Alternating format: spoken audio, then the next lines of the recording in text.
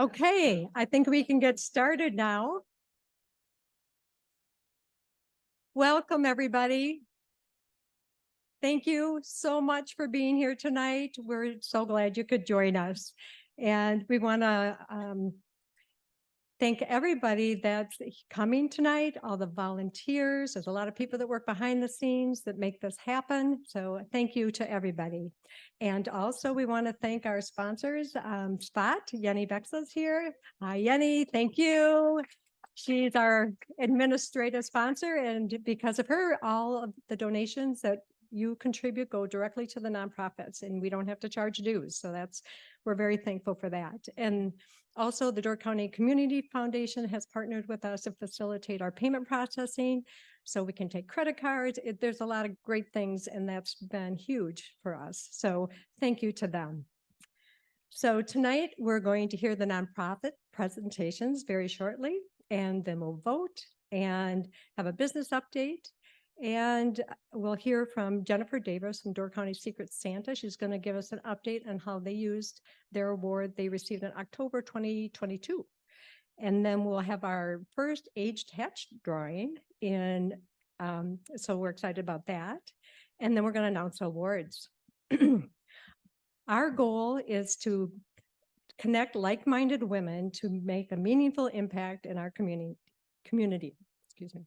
And that's supported by our core values that can be remembered by community first. I encourage you to look at the detail of that on our website because it really helped guide us over the last 5 years.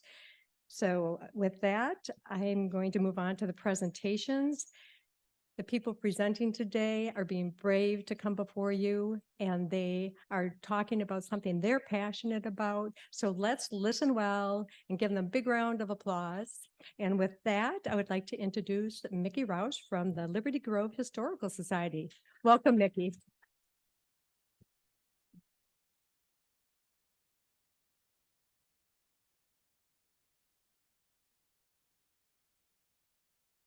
Good evening. My name is Mickey Roush. I'm the Door County North Community Coordinator, a nonprofit promoting top-of-the-thumb businesses and nonprofits in Liberty Grove. I have Stephanie Burke with me. She's president of our 24-year young Liberty Grove Historical Society. Like Steph, I've always been attached to old things, people and stories with a desire to help my community. So what better way than to join my local historical society? Cultural heritage is important to identity. Learning about others, a vital aspect of tourism, and contributes to the overall health of the Door economy. As historical collectors and educators, we continue to provide a heritage experience with just 12 plus year-round volunteers. We're a repository for local family artifacts, ensuring material donations are properly researched, documented, and curated. Each year, volunteers provide building and garden maintenance and run 4 annual fundraisers, which include the Fish Boil, Antique Tractor and Arts Festival, and 2 vintage markets. Dawson's are available summer through mid-fall. Our 15-acre campus is located on Highway 42, just south of Ellison Bay, overlooking the bay. We've grown to 12 historic buildings with leveled gravel pathways, a veterans memorial with a first responders and heritage walkway graces the front of our barn. It's open for hiking and exploration every day, dawn to dusk, and one of the Door's highest Niagara escarpment points, providing safe parking and direct access to 2 of Door Coastal Byway signs, the Grandview Town Park, and the DC Land Trust property. The 150-year-old farmhouse situated on the top of the majestic Grandview Hill anchors us. It's known to be the first framed house in Northern Door and once home to 6 Johnson and Hanson generations. With your help, a new roof, soon we will be able to welcome visitors safely inside. We were founded in 2000 by a few brave, backward-looking souls. With many false starts and fundraisers in between, the Hansons, in a leap of faith, entrusted us in 2003 to preserve their 15-acre farmstead, barn, log cabin, and Grandview. The 1960s barn is used for monthly meetings, programming, displaying artifacts, and providing shelter during events. The 1882 Log Museum, originally the German Lutheran Church, was one of the first in the area. John Eliasson, founder of Ellison Bay, provided the materials, and it later served as a home, tavern, restaurant, and cottage. The Hansons rescued it from being demolished in 1966 by reassembling the logs at its current location. We offer seasonal monthly programming, providing positive life lessons by highlighting the trials and tribulations of our rural pioneers. To kick off the 2024 season, Potawatomi tribal members will be sharing untold stories of their heritage. In July, we are hosting a dementia-friendly safe space through the Sparks program. New video equipment and sound system were recently purchased to enhance historical presentations, allowing us to capture the disappearing oral histories from longtime residents. Programs are uploaded to our YouTube channel for 24/7 viewing. Year-round communication is highlighted upcoming events and history through an annual printed newsletter, monthly e-newsletters, weekly Facebook postings, and an updated website. 2024's expenses are projected to be $52,000. A mortgage, insurance, utilities, maintenance, and museum curating takes up 65%. The remainder is spent on fundraising events and publicity. Funding sources are projected to be $59,000. Donors, membership dues, and fundraising contribute 50%. The remainder comes from municipal room tax. Virginia Hanson's vision included using all additional revenues for preserving door history. We've never discussed the purchase terms publicly, but due to her recent passing and the family's desire for the remaining $97,000 mortgage, here we are. We've been responsible, maintaining, preserving, and educating with passion, hard work, and a clear commitment to using every dollar donated for critical expenditures only. Finding ourselves in a challenging physical situation, we humbly ask for your help to replace the farmhouse roof. We couldn't preserve local history without the generosity of donors and volunteers. Please like, subscribe, donate, and volunteer with us. Thank you. Thank you. Thank you, Mickey. So here to represent Liberty Grove Historical Society is President Stephanie DeVoe Burke. Welcome, Stephanie. Do we have a question for Stephanie?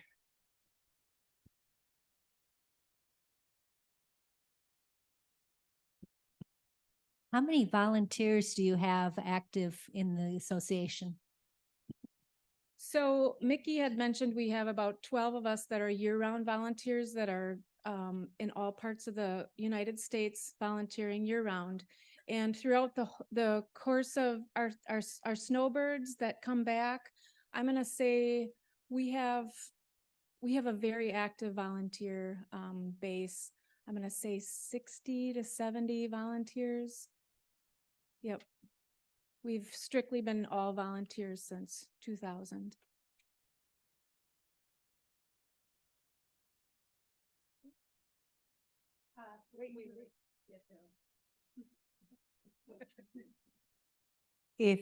What would you do with the award money that you would win tonight?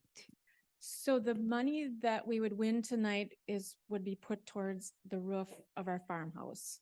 And just a little backstory on the farmhouse. So Virginia Hanson just recently passed away. She had the rights to live in the house until her passing. She gave us the keys 2 Novembers ago, actually. And now we're going to showcase that house. It's right at the top of the hill in Ellison Bay. So it needs a roof.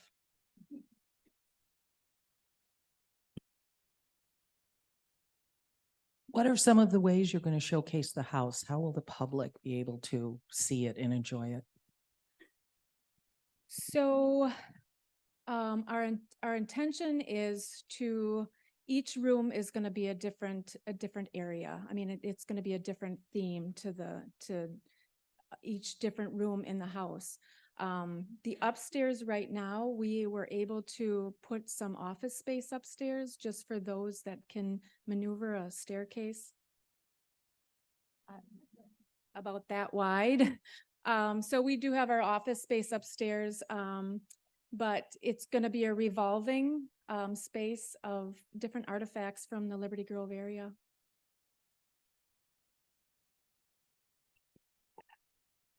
All right. Susan asked, how much money did y'all spend on getting that old barn that came from Little Sister area? So that's not our society. So I moved it, but we got it for free. So, but it took a lot to get it up to the top, or to get it to Sister Bay. So wrong historical society, but I was involved.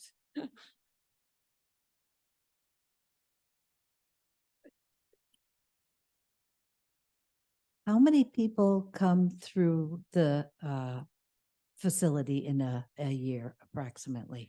So that's a really good question. And so we utilize our facility from, basically from when the snow is gone.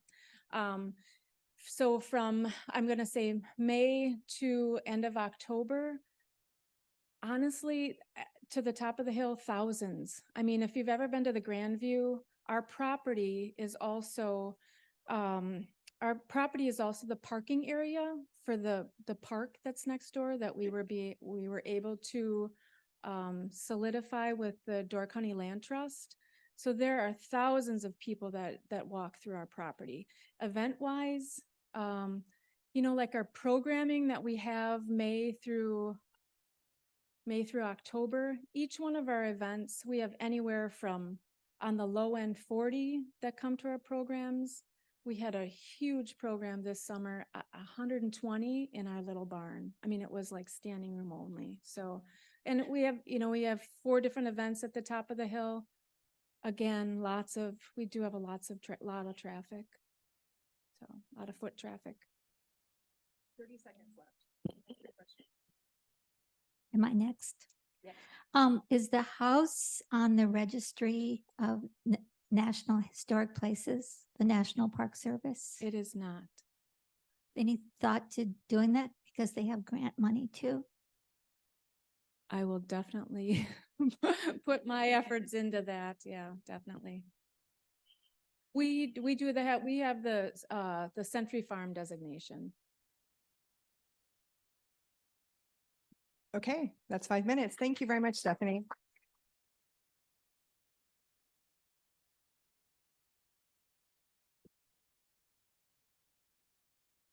Okay, so next up is actually me. So I'm switching my hat. Hi, I'm Ann Glessner. I'm usually standing in front of you in my role as a board member. I've been part of 100 Plus since its beginning, but this is the first time I nominated a nonprofit. In my position, I have shied away from making a nomination, but last summer I met with Money Management Counselor Director Leslie Bowden, and I was enthralled with her organization and its mission. I left our meeting desperately wanting to learn more and committed to help. I'm an accountant by trade, so I was immediately drawn to the mission of giving people the financial tools and training that they need to be successful. I've always believed that financial literacy was one of our keys to success. However, I quickly learned from Leslie that our past shapes our financial habit. In addition to financial literacy, money management counselors helps clients rewrite those past narratives and reach financial health.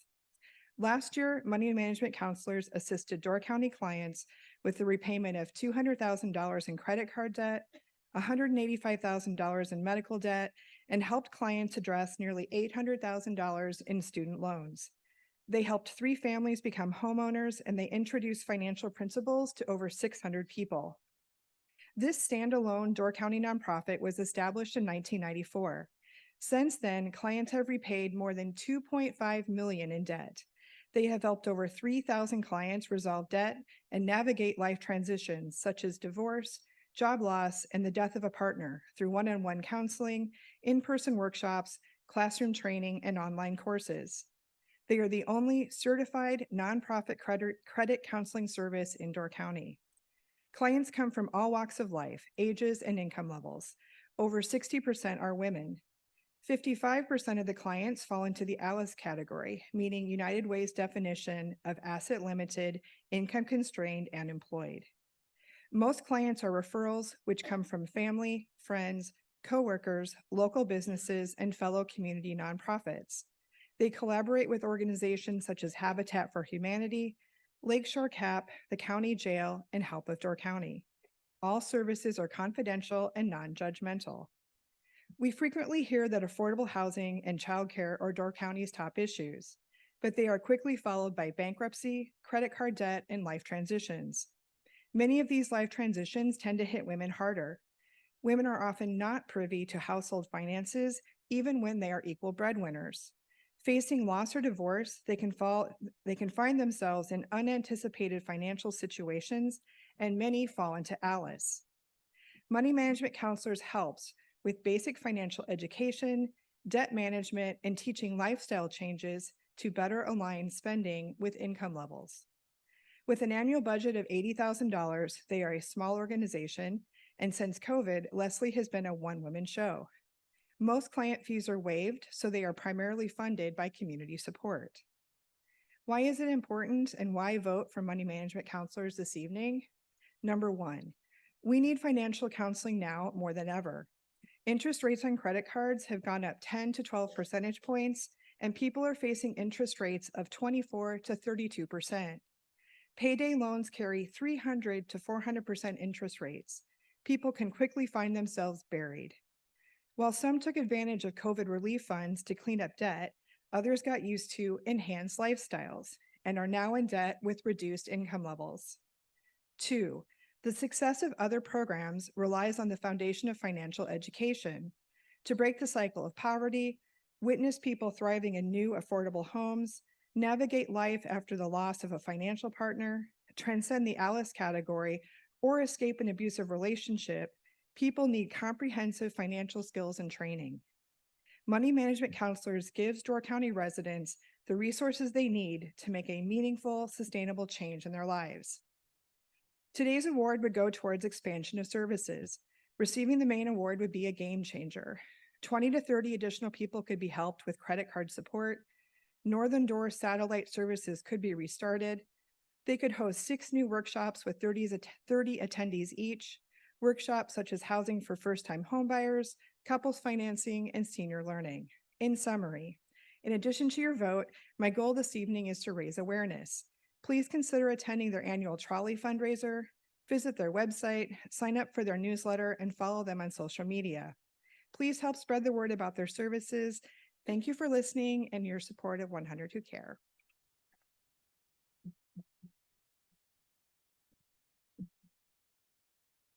So now switching my hat, please welcome Leslie Bowden, who is the Director of Money Management Counselors. Thank you all for nominating me and for me being able to be here. I appreciate it very much. Question. Is there any possibility that you could partner with like the high schools to teach money management at the high school level? Because man, if they learn it then. We actually do. I do go to 11 school districts between Door and Kewanee. Since COVID, some of that has been put a little bit on the back burner because a lot of the schools were changing some of those situations with who they were bringing in. But I just got back from Algoma last week, talking to a class of 15 students there, and we'll be returning as well. And we are also looking to get back to Gibraltar and Sturgeon Bay as well. So, and we are currently in a program that we're trying to get into the middle schools. So.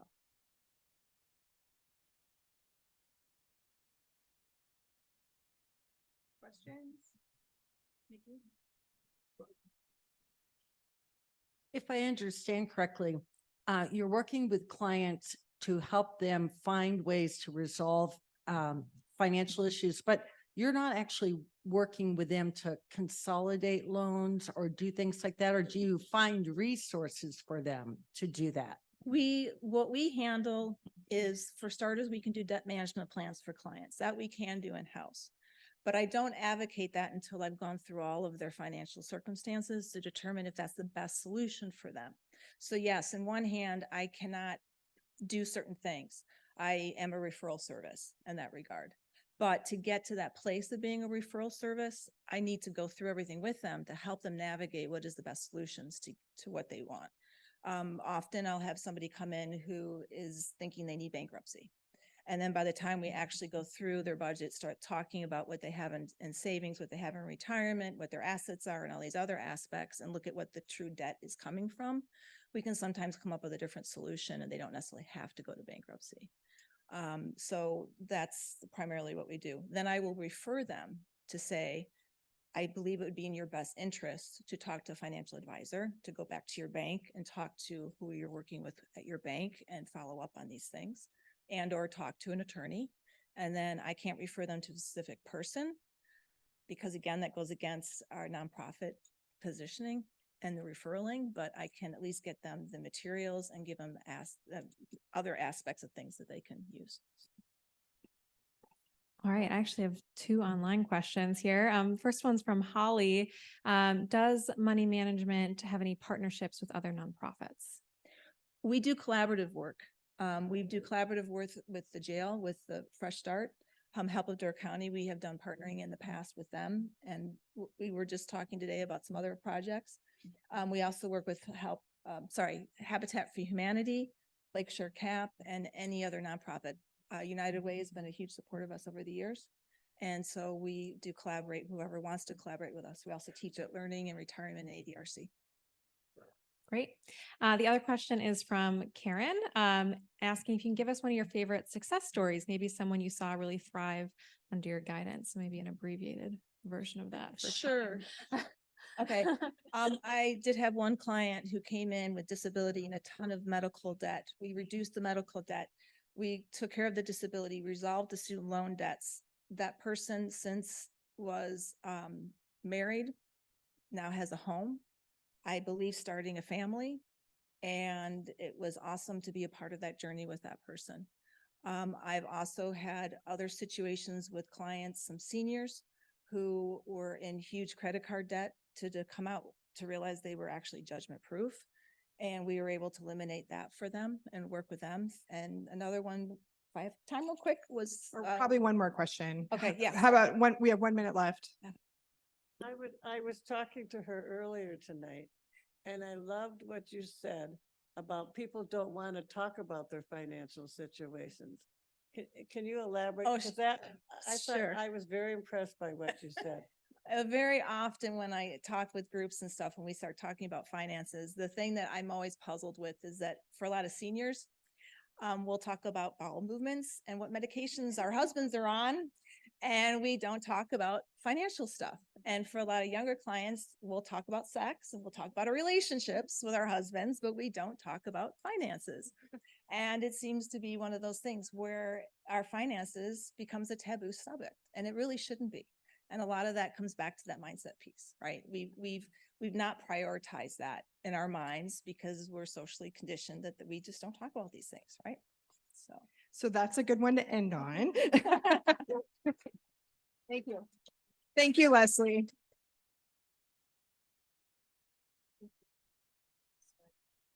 Okay, so next up, please welcome,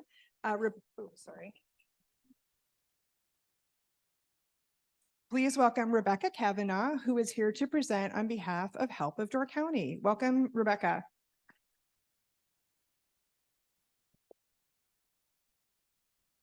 Hello, I'm Rebecca Kavanaugh, and I am also the board chair of Help of Door County. I have been in Door County full-time for about 3 years. And when I moved here, I started looking for an organization that I could get involved in. And through one of the other board members, I met Millie. Some of you may know Millie Gonzalez. Millie was the executive director and has recently taken a new position. And we are in transition to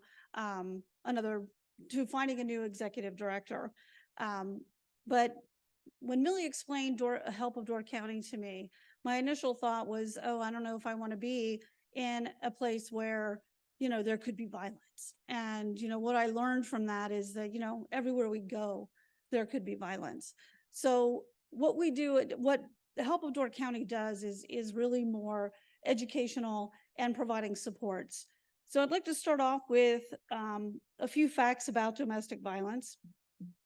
So in 2022, a total of 96 people in Wisconsin lost their lives to domestic violence, which was an increase of 20% or 16 deaths over 2021.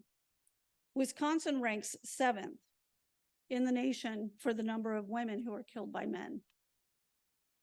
In 2021, 1 in every 6 domestic violence deaths happened in Wisconsin. In 2023, Help of Door County saw a decrease in donations and funding and an increase in client needs for safe homes, transitional living, and basic client supplies. So Help of Door County provides free services and education to victims of domestic violence. Some of its most utilized services include the Transitional Living Program, which is a program that assists victims in gaining safety for themselves by providing temporary financial support to victims who are leaving abusive relationships and finding a new home. They have a Safe Homes project or program, which is a network of homes around the county where help can assure victims of abuse will be safe. These are short-term arrangements. As you can imagine, sometimes during the more busy season, these can be more expensive than they are during other times of the year. They provide crisis intervention through a 24/7, 365-day hotline. They have a visitation and exchange program, which offers services to parents and children who need a safe and neutral location for visits and parental exchanges. They also provide community outreach. So Help staff conducts workshops, they provide training, and they're available for speaking engagements to groups throughout the county, focusing on awareness and prevention of domestic violence. They also sponsor a youth advocacy group through their FIRE group, and that's Forging Youth Relationships and Education.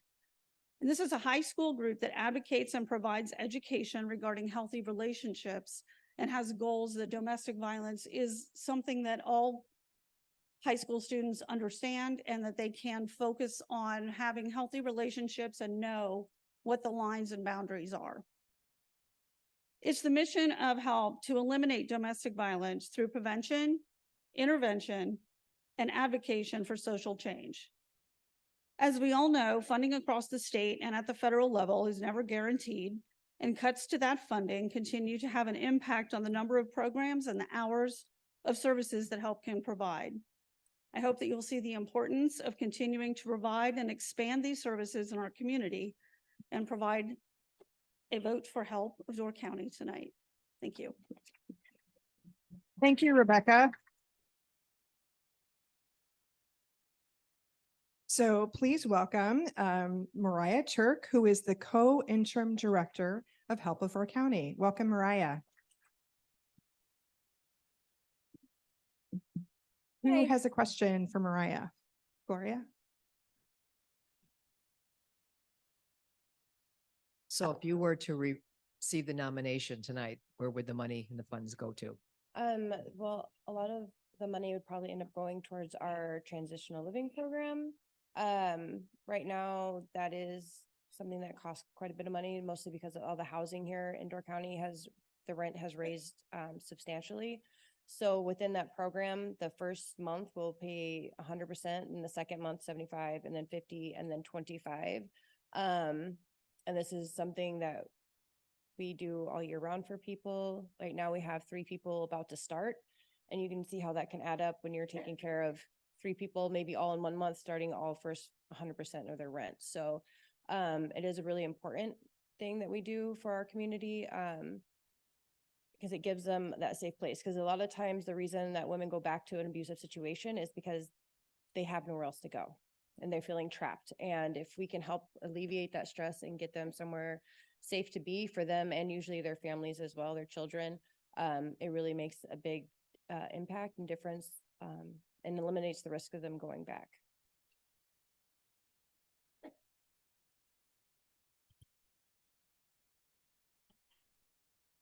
Hi, my name is Pat. Because so many of the people that come to you for help have alcoholism or problems with spouses that are abusive, do you guys direct them to the Al-Anon groups here in Door County? I wouldn't say that a lot of our survivors that actually come into our office have substance abuse problems. I think that a lot of their partners are the ones who, yeah. Sorry. Yes. Actually, no, I don't think we have recently, but it is a great suggestion. A lot of times at that point, we're more in survival mode and trying to get them into a safe location, trying to safety plan with them on exit strategies. And, but I definitely something we can look into in the future. Yeah.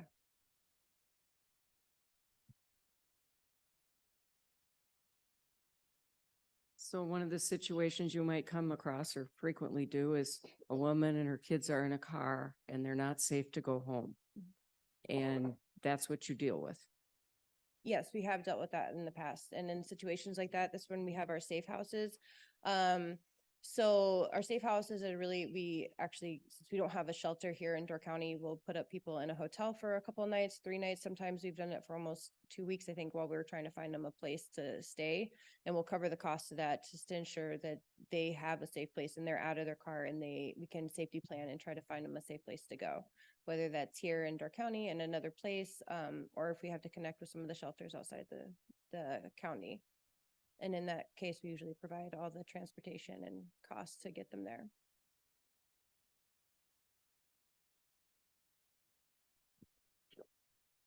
Is there any type of assistance for the long-term psychological effect that it has on a child, especially if the child is seeing the mother being beaten and they're trying to pull the abuser off?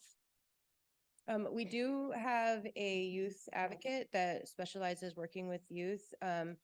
So usually when a family comes in, a mother comes in, we'll kind of separate them a little bit if they're comfortable with it. And unless it's a baby, but if they're old enough to kind of talk, we have ways to engage with them and kind of talk them through. And also we safety plan with kids too, because sometimes the mother or the father may not be ready to leave yet. So in those instances, we really try to safety plan with the children, like find them a safe place. How are we going to handle this for themselves and like make sure they know they're safe people to call.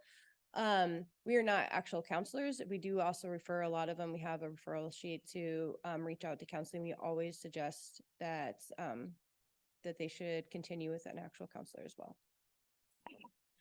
The online question. How many clients do you provide services to per year on average? Last year we had 325 unduplicated clients come in. And through that we had over 1,700 services provided. So we could deal with quite a lot, especially for our small community. There is quite a lot of people coming in for services. Just one quick question. So when is law enforcement involved? Law enforcement is involved whenever a domestic is reported. And then also if a client comes in and they would like to press charges or have law enforcement there, we will always call them. But since we do hold strict confidentiality, if they're not ready, we won't be calling. We do have a lethality program that we're connected with law enforcement. So that is if law enforcement goes out to a domestic violence scene, if it scores high enough on their lethality form, they will contact us directly then and ask, well, with permission, they'll ask the victim if they would like to talk to somebody, and then they will call our hotline and they'll be connected immediately with somebody that can help them and get them into our office. Okay, with that, time's up. Thank you so much, Stephanie.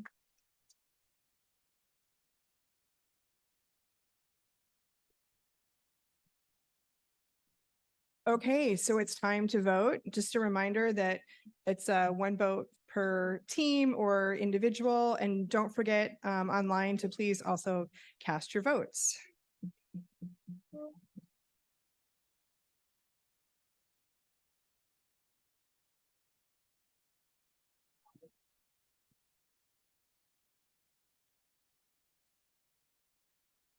All right. I think everybody's pretty much got their ballot in. So we're going to move on to our business update for tonight.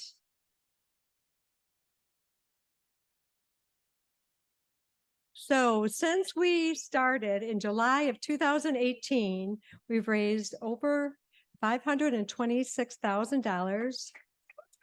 Yeah. Over $500,000 for 54 local nonprofit organizations. So that is something to clap about. And it was interesting because we had received some extra donations in 2023. And well, one of them, my sister passed away, and she was so passionate about Door County. Anybody that knew her who knows how passionate she was. Anyway, so as a memorial, people donated money as a memorial to her. And it touched my heart, but it also got the conversation going, is that we're a nonprofit. You know, people can donate to 100 plus, just like any other nonprofit. So it's just something to keep in mind when you're thinking about donating, or somebody else is thinking about donating. It's a great way to make a donation and affect a lot of nonprofit organizations. So if when we receive $400 or more, what we do is we divide it over a year, over 4 quarters. So 12 nonprofits get a boost in the awards. So we just wanted to share that with you. And this next slide is not exact, these aren't exact numbers, they're not exact numbers, but it's just gives you an example of where the money comes from for the awards. And the bread and butter comes from our members, from you, all of you. And I just think about how great that is, that almost 400 people had the vision that if we came together, we could do this great thing for the nonprofits in our community. So well done.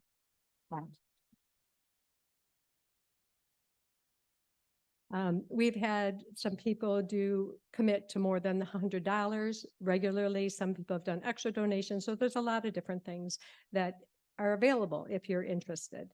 And we have a company match. If you're working and have an employer that'll do a company match, keep that in mind.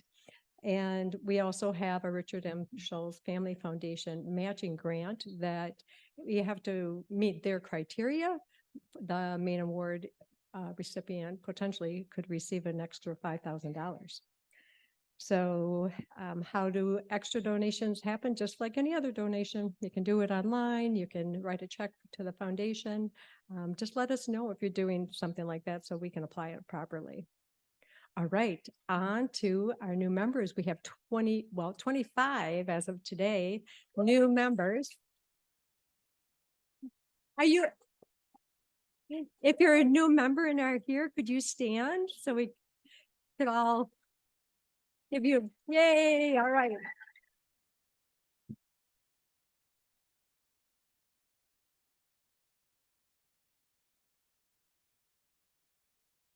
All right, and we want to give a shout out to Bonnie Spielman of Hat Head. She worked on creating a new platform for our online store, and we have some new products on there. And I'm wearing my red t-shirt, which I really love. It's really comfortable. So thank you, Bonnie, for that. And you'll see the fun new hat we have for our drawing as well that she donated. So thank you for that, Bonnie.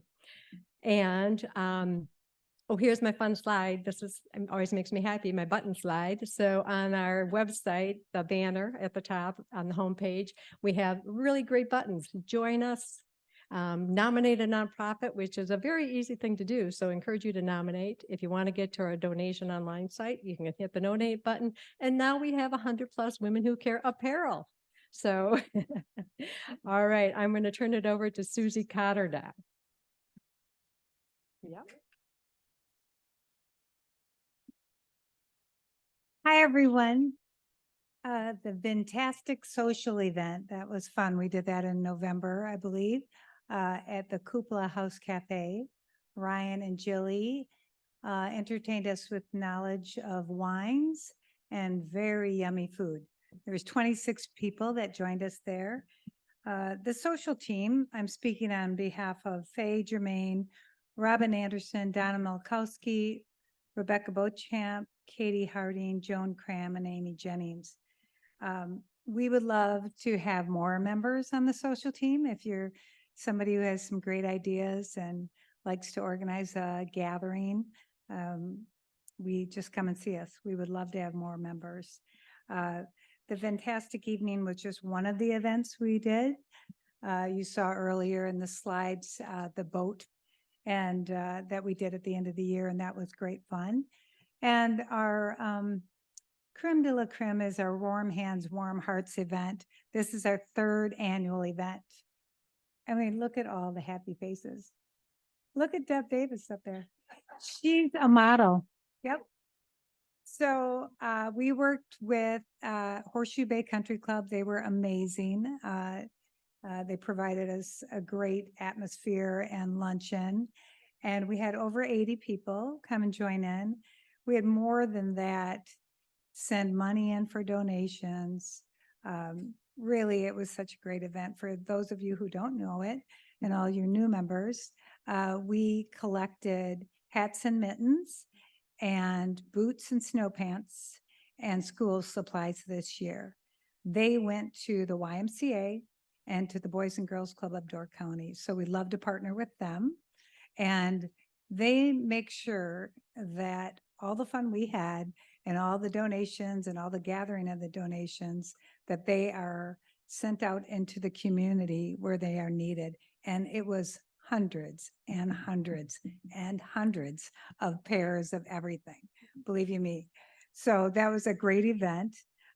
We worked with Spot and had a fashion show. Yenny had her A-team there, and we had some of our own members modeling along with their members.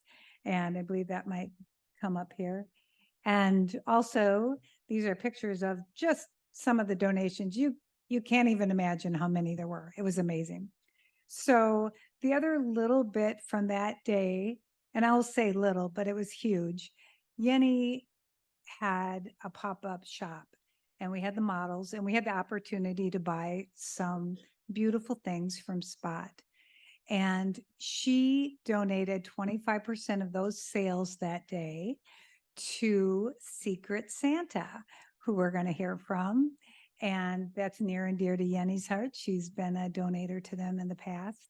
And for all those clothes that we bought, and just that day and other donations, she was able to donate and raise enough money for one home to be heated all winter long.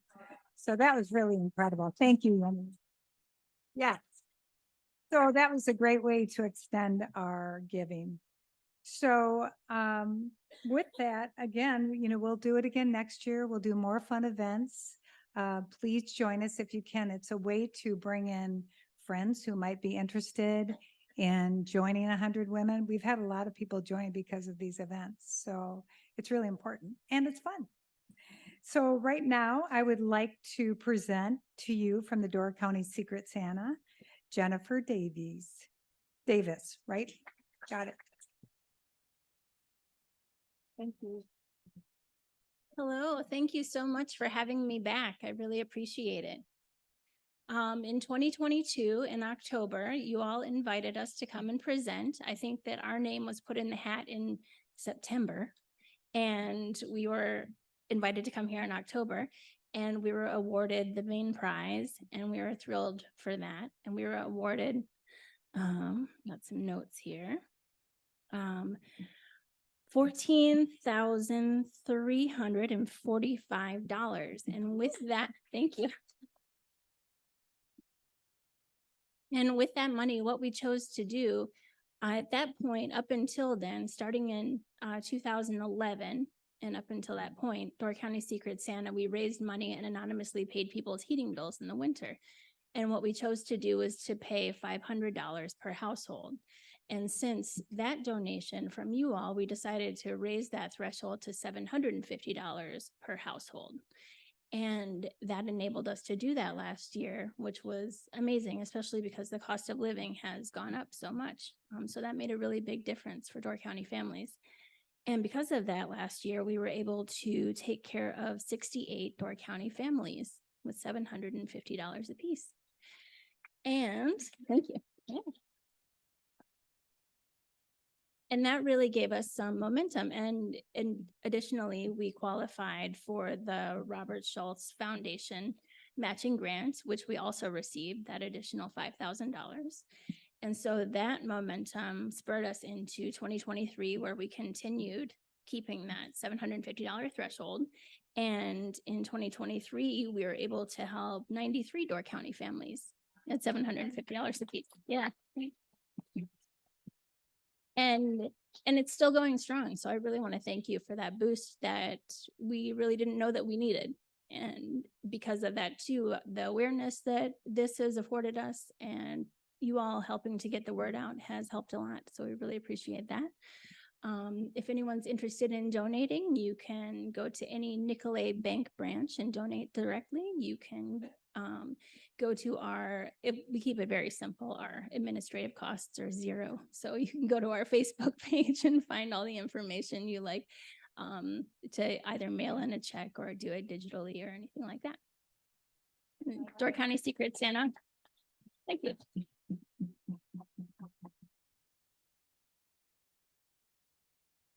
Thank you very much, Jennifer.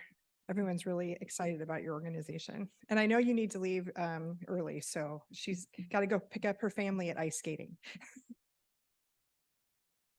Okay, so just a couple slides for the nonprofits. So we currently have 26 nonprofits that have been nominated. So we went from 28 to 26 because of the 3 presenters, and then we have 1 new one, which I'll show in the next slide. Oh, sorry, not the next slide, 2 more. So the average age of all of the nonprofits in the hat is 450 days. And it did spike up because the presenters today were very new in the hat. So it was lowering the average for today's event. So this is the list of everyone that has been nominated and vetted. There was just 1 new nomination this quarter, which was Door County Knock Publishing. This slide normally says in the hat, but as you'll remember, we've got exciting news that we're doing an aged hat. So this is just everybody who would be in the hat for April. So to that, here is the list of our new annual aged hat drawing. So we talked about this in the October meeting. So as a reminder, we looked at all of the nonprofits who had been sitting in the hat for 3 years or more, or 1,000 days. So you can see that there's 6 organizations, and then there's a little chart that just shows the number of days that they've been waiting in a hat. So it ranged from 1,092 up to 1,281, which Gloria knows very well. So we're excited about this new process, and hope everyone is too. So we know that at least three of the nonprofits are going to get pulled. So to that point, we have new red hat. Thank you, Bonnie. It's perfect. So we've got the 6 nominations, or the 6 nonprofits in here. And thank you to Beth Gerbich, who verified those. So now I just need a volunteer kind of towards the front-ish. Can't be Gloria. To pull from the hat. Jane, do you want to pull from the hat? Come up. Yeah.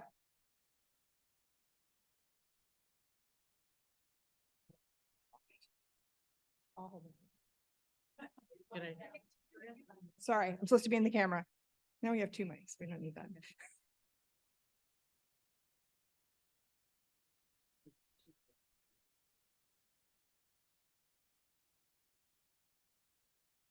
Dora Shakespeare.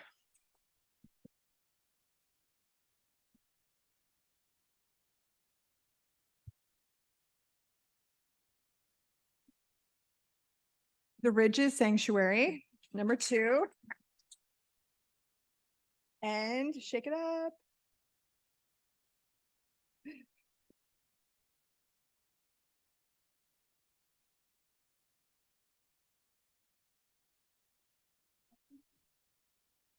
Birch Creek. Congratulations, everyone.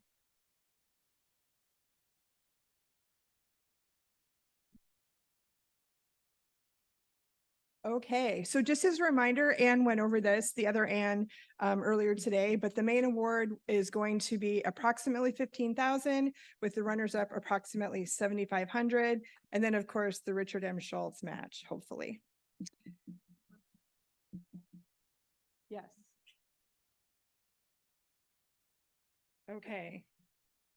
So the main award winner is Help of Door County. Congratulations.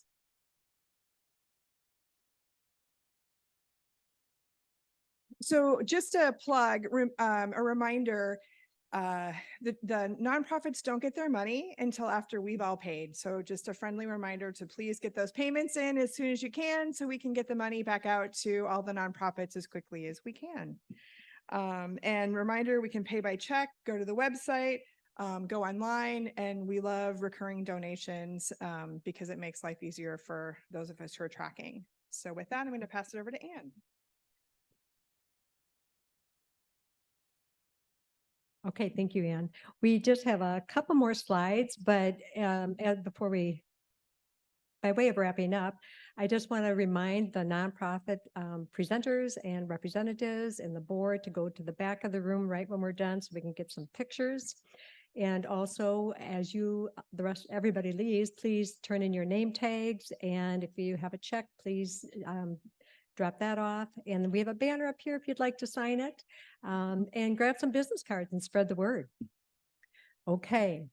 Oh, where am I going? Oh, I'm hitting the wrong button. Sorry, everybody. Okay, our next meeting is April 22nd. So right here, same place, same time. And I want to leave you with a quote here. It's from the 2023 Time Magazine Person of the Year, Taylor Swift. Being good to people is a wonderful legacy to leave behind. And remember our elevator pitch.